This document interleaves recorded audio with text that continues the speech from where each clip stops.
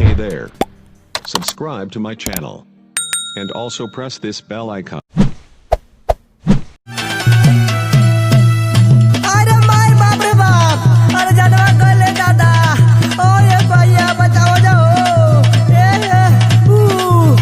आय रे दादा, आय रे बापू, लागता कि मार के संडीलवा से कुल मुआवा कानवा फोड़ दिया सने प्रधान श्री मुखिया जी, बचाओ, अरे क्या मार गेले रे धर्म देवा, जितना रे उदया बचाओ रे भाई, ए सौरंग भैया बचा ला जा हुई मार के कबूतरी गोरैया मुआ दिया ला, ए राज भैया का मालो। अरे ए दीवाना जी, काहे भाऊजी? अरे हौ कैसन मारे नंदन जी के दुआरवा पे भीड़ लगल बा हो, मारे शोरगुल होता, का बात बा हो? ए भाऊजी, तू कुछ नहीं को जानत? अरे नाही हो, हम कनिया बहुरिया का जाना, बतैब तब न जाना। अच्छा तो लो बताई दे तनी।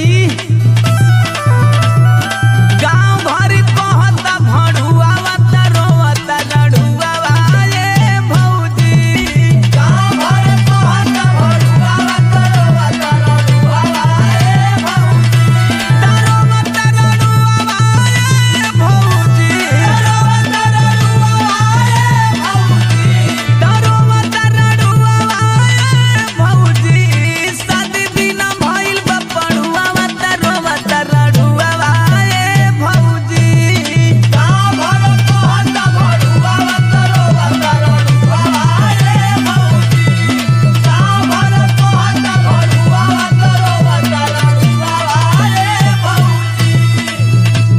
ए दीवाना बबुआ, ए लखोरवा के खाना वाना ना मिलेला का हो कि खाली लाते जूता खात रहेला? अरे सुनाए भौजी, बतावो तनी कि ई काहे हमेशा लात जूता खात रहेला, बुझलू?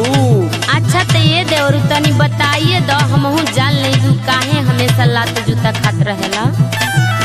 दिन भर पड़ल रहे लइकिन के पीछे, लइकिन के पीछे हो, लइकिन के पीछे, कबो खाला गाड़ी कबो सैंडल से पीटे, सैंडल से पीटे हो, सैंडल से पीटे, दिन भर पड़ल रहे लइकिन के पीछे, कबो खाला गाड़ी कबो सैंडल से पीटे, कबो खाला भर के झड़ुआवा तरवा तरड़ुआवा ये भौजी, कबो खाला भर के झड़ुआवा तरवा तरड़ुआवा ये भौजी, कबो खाला भर के झड़ुआवा तरवा तरड़ुआवा ये भौजी।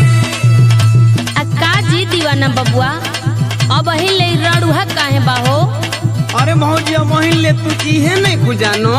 अरे ना हो तनी बतावा, हमहू जान ले, कनिया बहुरिया बानी तो कैसे जाना? तला सुनी लो भौजी, तू हूँ